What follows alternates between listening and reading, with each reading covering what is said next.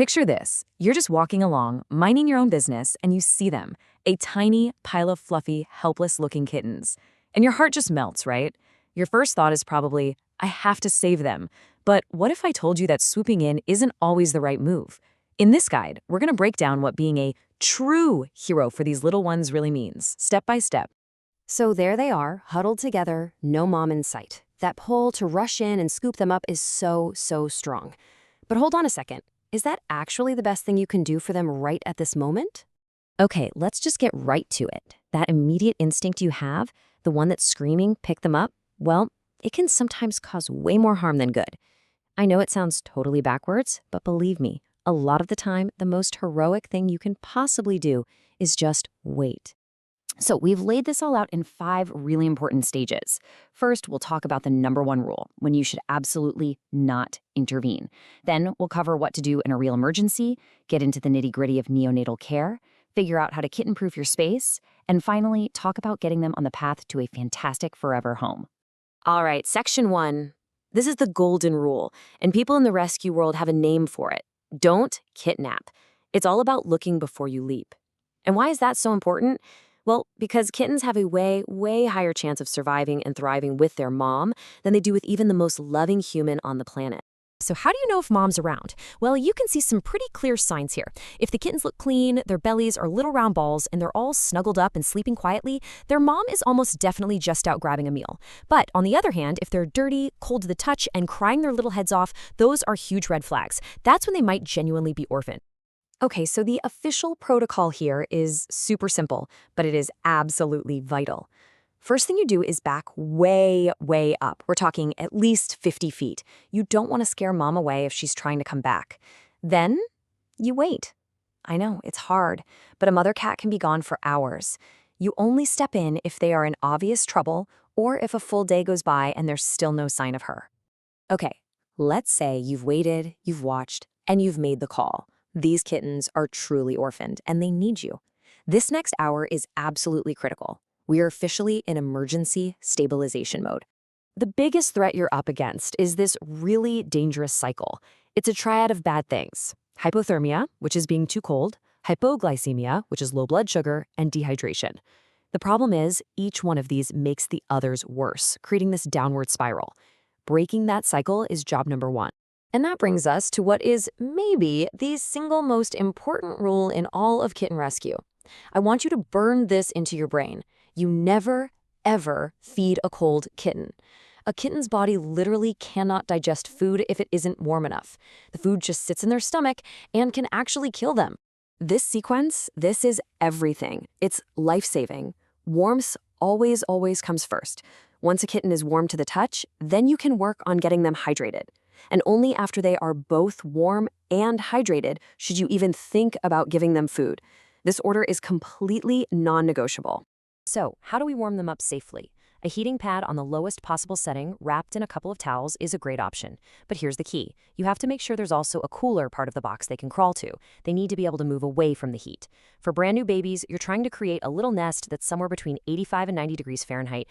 All right, the kitten is warm, they're stable. Now your job description changes a bit. You are officially their surrogate mom, and that means getting into a very specific routine. Okay, feeding time. Getting this right is so important. You have to use something called kitten milk replacer, or KMR. Do not use cow's milk, just don't. It can cause horrible digestive problems and can even be fatal. And how you feed them is just as important as what you feed them. This belly down position you see here is absolutely critical. This is how they would naturally nurse from their mom. You never ever feed a kitten on its back like a human baby. It's so easy for them to breathe the formula into their lungs, and that can cause a deadly type of pneumonia. Now for a task that, well, you might not have expected. Little tiny kittens can't actually go to the bathroom on their own. Their mom licks them to stimulate them. So you get to replicate that by gently rubbing the area with a warm, damp cotton ball before and after every feeding. You'll need to do this until they're about 3 weeks old. So you've got the newborn routine down. Awesome. Now get ready for things to change fast. This next phase is all about watching them grow and making sure their little world is totally safe as they get more and more curious. You know, it is just incredible how fast kittens develop. In only 8 weeks, they go from these blind, helpless little beans into tiny, playful cats who are ready for adoption. A healthy kitten should be gaining about half an ounce every single day. Seeing them hit these milestones, their eyes opening, taking their first wobbly steps, and finally hitting that 2-pound mark, it's just the best feeling. It means you're doing a fantastic job. The second these guys are up and moving, your home turns into an adventure park full of dangers. You have to start thinking like a tiny, fearless kitten. Reclining chairs can be deadly traps. They love to crawl into warm laundry dryers. And something as harmless as a piece of string can be a huge, huge hazard if they swallow it. And that brings us to the whole point of all this hard work, the end goal. You've raised them from the brink, and now it's time to get them ready for their future.